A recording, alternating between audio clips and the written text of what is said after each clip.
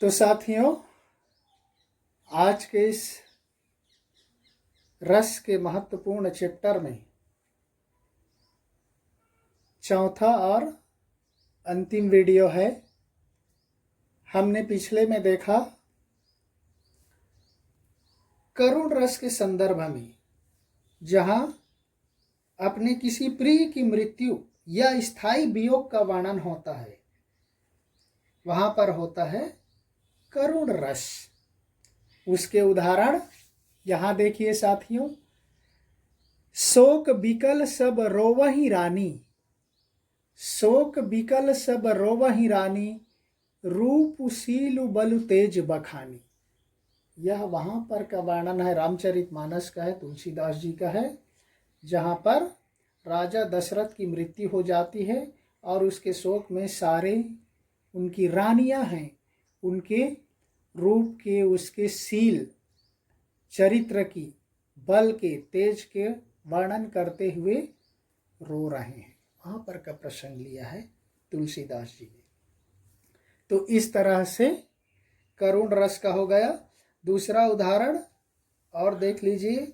अभी तो मुकुट बंधा था माथ, अभी तो मुकुट बंधा था माथ, हुए कल ही हल्दी के हाथ, हाय रुक गया यही संसार, बना सिंदूर अनल श्रृंगार। तो इस तरह से ये दूसरा उदाहरण भी है।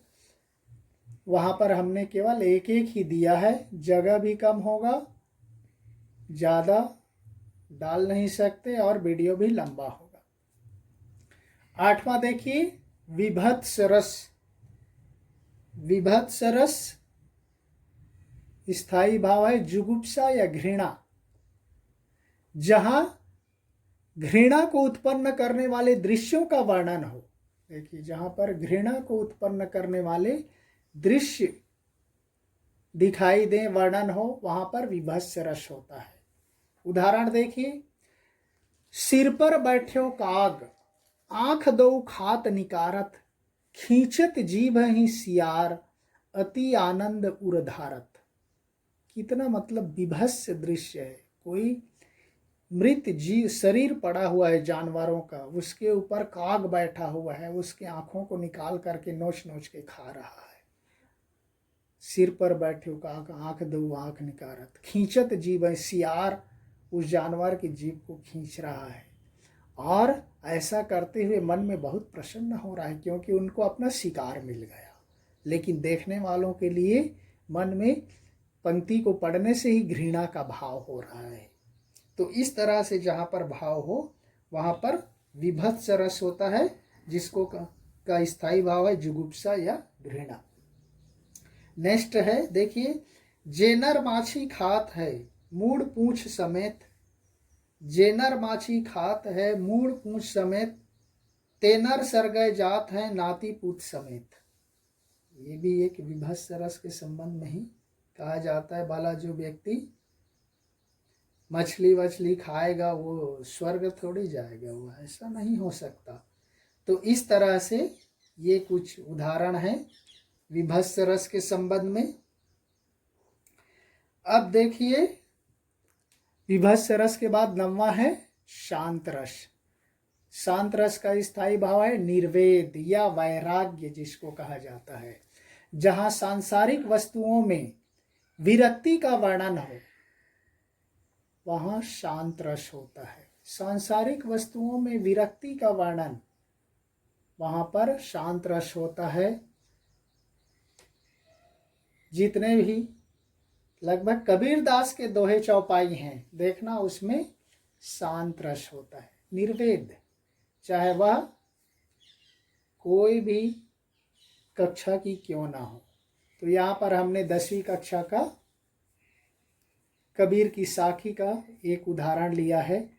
सुखिया सब संसार है, खाया अरु सोवय, दुखिया दास कबीर है, जागय अरु रोवय।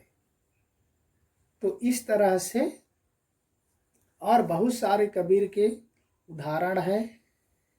पोथी पढ़ी पढ़ी जग मुआ, पंडित भया ना कोई, एक असीर पीव का, पढ़ाए सुपंडित होए। और इस तरह से और अन्य उदाहरण है। कबीर के संबंध में, रहीमन धागा प्रेम का, मत तोड़ो चटकाए, टूटे से फिर न मिले, मिले गांठ पर जाए। और अन्य है, निंदक नैना राखिए, आंगन कुटी बंधाई, बिन साबण पानी बिना, निर्मल करे सुभाई। तो ये सारे शांत रस के उदाहरण है। नेक्स्ट लास्ट 10वां रस वात्सल्य रस। वात्सल्य रस का स्थायी भाव है वत्सलता या मातृ प्रेम। बच्चों के प्रति माता का जो प्रेम होता है उसको वात्सल्य रस कहा जाता है। और वात्सल्य रस का जितना सुंदर वर्णन सूरदास जी ने श्री कृष्ण के बाल लीलाओं के वर्णन में किया है, किसी खुले आंख वाले ने उतना वर्णन आज तक नहीं किया है। तो वात्सल्य देखिए, जहां बालकों की चेष्टाओं हरकतों से माता के हृदय में जिस भाव की उत्पत्ति होती है उसे वात्सल्य रस कहते हैं। छोटे छोटे बालक होते हैं, उनके चेष्टाओं से हरकतों से माँ के हृदय में जिस भाव की उत्पत्ति होती है उसी को ही कहा जाता है वात्सल्य रस। और यहाँ पर बहुत सुंदर उदाहरण लिया गया है श्री कृष्ण के बाल्यावस्था का। सूरदास का पद है, मैया मोरी मैं नहीं माखन खायो, मैया मोरी मैं नहीं माखन खायो, ख्याल परे सब सखा, मिली मेरे मुख लपटायो, मैया मोरी मैं नहीं माखन खायो। तो इस तरह से ये वात्सल्य रस से संबंधित है। तो सारे रस देखिए किसी न किसी तरीके से सब में कुछ न कुछ हिंट है, चाहे वह करुण शोक का हो। स्थायी भाव से पता चल जाता है उसका उदाहरण कौन सा है, उसका किस रस के अंतर्गत उदाहरण दे दिया जाए, रस पूछा जाए तो आसानी से रस पहचाना जा सकता है। रस और उसके स्थायी भाव याद रखना है। और आपको एक अतिरिक्त रस बताया था, उसको मैं ओरल बता देता हूँ, हम उसको राइटिंग में नहीं दे रहे क्योंकि 10 रस हो गया। हम वहाँ पर आपको 9 बताए, यहाँ पर एक अतिरिक्त 10वां भी दे दिया। अब 11वां बताया था भक्ति रस, मौखिक बताया था, आपको याद होगा, जिसमें भगवद विषयक रति या अनुराग, उधर हमने लिखा भी है। तो ये भगवद विषयक रति या अनुराग के संबंध में उदाहरण देख लीजिए, तुलसीदास की है, राम जपू राम जपू राम जपू बावरे, घोर भव नीर निधि नाम निजे नावरे। देखिए, राम जपू राम जपू राम जपू बावरे। तुलसीदास जी कहते हैं कि संसार के लोगों को राम नाम का जाप करो, पगले राम नाम का जाप करो। इस संसार रूपी सागर में एक राम रूपी नाम ही नाव है जिसमें चढ़कर आप इस संसार से पार उतर सकते हैं। नाम निज नावरे, अर्थात राम का नाम ही नाव है इस संसार रूपी सागर को पार करने के लिए।